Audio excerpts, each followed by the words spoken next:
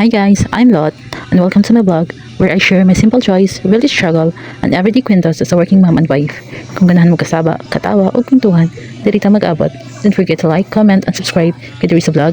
Ang simple nga kinabuhi, espesyal gihapon. Let's start the day. So karon nga adlaw guys is Sunday, which is rest day namo sa akong bana og wala pud klase karon ni Prince. Nya mga ligo daw mig dagat. Ang dagat ay din na namo kaliguan guys kay duulo kay sa mga 8 minutes rang biyahe padung didto. Magluto ko diha og sudan kay nagplano min nga didto ra mi mag-breakfast sa beach. Ang ako di ay lutoon is fried chicken og lumpia. Kay maore available nga naa sa ref. Tapos ako na nang gihiwa-hiwa ang chicken kay atong timplahan og asin ug paminta lang. Kay ganahan mong good ko asin ug paminta lang, di ko ganahan og daghang pa ipamutang diha nga unsay tawag ana nga mga ingredients ba. So ako na nang giplastar ang manok og gitimplahan nako og paminta. Pagkatapos sa paminta kuan na pod unsay tawag ani asin. Mauna nang akong gusto nga timpla once magprito kog manok. Tapos bago pa di ay ko diha guys na human og panlaba kay kabalo ka trabahan tita Domingo lang atong bakanting adlaw para manlaba. Pero ang among setup sa akong bana diha, ako ang manlaba, ang akong bana ang manghalay og sanina, tapos manghalay siya, ako ang magluto sa among sudan. Tapos nakuha na pa sa pagtimpla sa manok unya, ako na pong giplastar ning lumpia kay frozen man ni. Kaning lumpia di ay kay kamera naggama sa akong bana, kamera nagtimpla kay di ko ganahan magpalit og ready made bitaw kay hastang gamaya ra ang sulod sa lumpia, di nimo ma-feel ang lasa, puro wrapper ang imong makaon. Pagkatapos guys, nagpainit na ko og kalaha. Kaning kalaha di ay kay sa ako paning bana wala pa mi nagkailaan na ana daw ng kalaha ana. Tapos nagpainit na kog mantika unya, ako na dayong gilunod ning mga lumpia aron maluto na. Then pagkaluto akong gibutang sa strainer aron dili siya oily guys. Pagkatapos ana ako dayong gibutang sa plato. Medyo daghan-daghan po di ay ang akong naluto diha kay duha man ka batch ang akong nabutang sa plato. Gisunod din nako pagprito ang mga manok. Then naluto na ang manok, ako na yung gibutang dito sa plato kauban sa lumpia.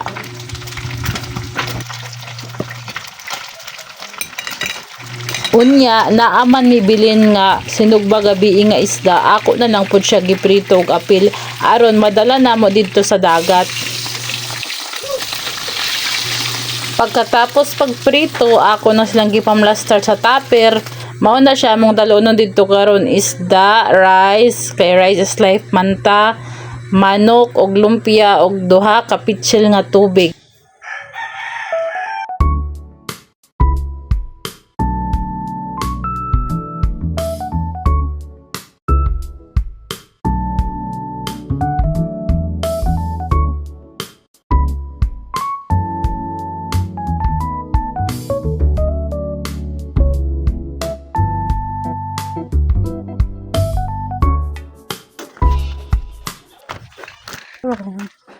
Nakita po di ay nako ang paghinalay sa akong bana. Inga na siya kalimpyo manghalay og sanina. Kay og ako pa na mura nagwakwak. Hain kaw. Yasi gagat. Maliko kita sa dagat kay Swimming pool. Sunday. Sunday sun. Sunday. Now. Now, malikong dagat. Isod ka na. Brrrr.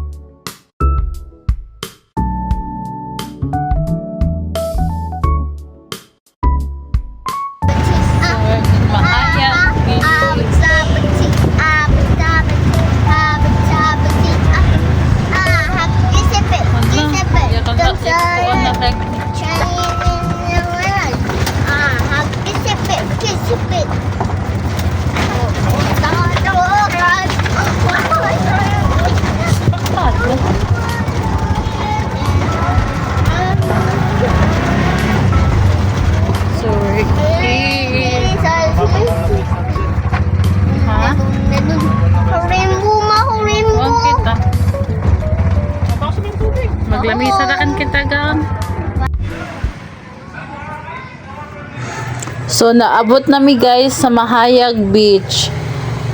Libre ra ni diri sa amo, pwede ka magdala og butanganan ninyo kuan, walay entrance fee, limpyo pagyo diha. So mao na nami sa beach. Mo. Og naa po day mga cottages diha, mga table na ay bayad. Tapos ang table diha murag 150 og ang mga cottage diha 300. Pero wala na mi diha nagkuan, nagrenta kay iko raman mi diha mukaon, maligo gamay. Naamay nagsuroy og lato, nagpalit na lang pud ko isa ka tacos og nangayo kog suka. Lamir ba kaya nang yang suka? Salamat kaay sa pagtanaw ninyo, bisan sa simple lang na mga adlaw nako. Kung nalingaw mo or nakarelate mo, ayaw kalimot pag-like, comment, and subscribe. Kita-kits ta sa sunod nga vlog ug hinaot maayo ang inyong adlaw karon. Amping mo permi. Bye for now.